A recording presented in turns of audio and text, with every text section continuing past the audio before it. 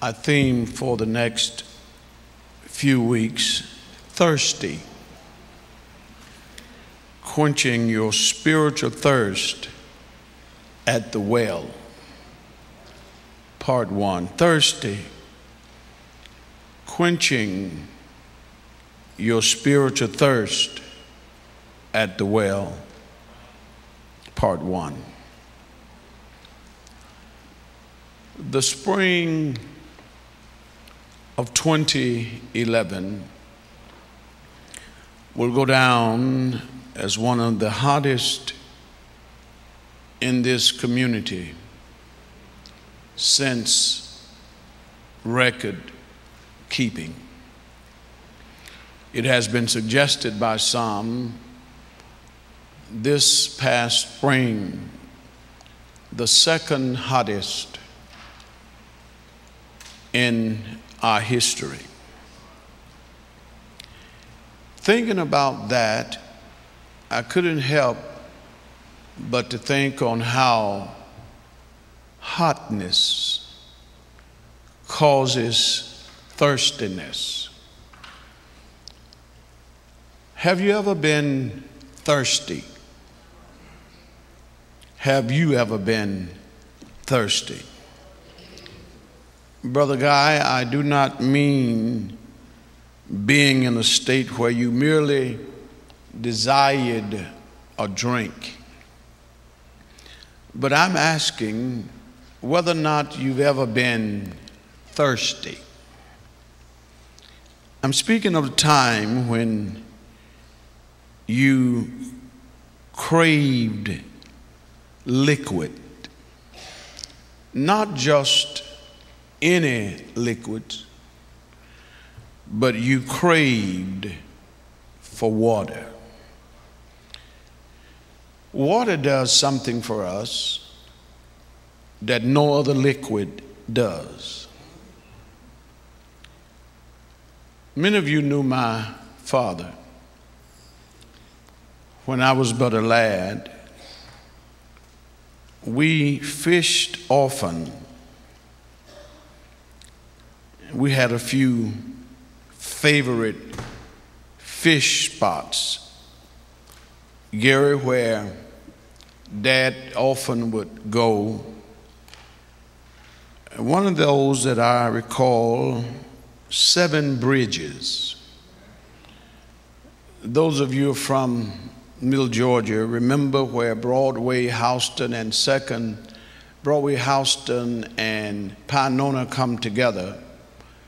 And you're headed down 247, there are some bridges. And many people fished at 7 Bridges. I can't give the number of times we fished there, but we did fishing. We fished early in the morning, we fished at night. And I remember some of the biggest eels that we ever caught. We caught them at 7 Bridges. Now, if Latrice were to go fishing today and caught an eel, she'd think it would be a snake. But an eel, to you fisher persons, know is one of the best meats you can eat. We fished often at 7 Bridges, and then down on one of the chalk binds in Dry Branch, there was one pond that we would go, Lisa, and some of the largest brims we caught down in Dry Branch. There was another place that sticks out in my memory. If you would go Cochran Short Route, before 16 was there, we went the old way, and we would go beyond where 16 goes into Industrial Boulevard and go on down there, and then we take a right on Summer Road and drive, I guess, 2 or 3 miles back in nowhere. And after we'd gotten there, Solomon, we'd get out of the car and walk about 2 miles down the railroad track. You're talking about fishing at its best. The Ocmulgee River down in that area. And we would often go long before the sun would show himself.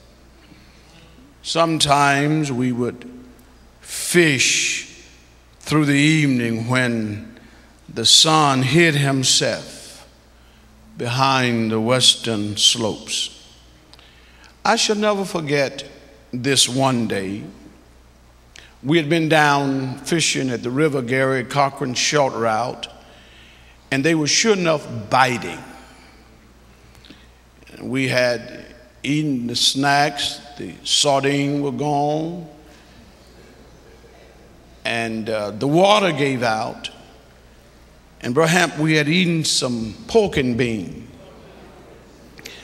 And where we had dropped some of the pork and beans around, Daddy put one on his hook, and the fish bit the pork and bean. I was thirsty.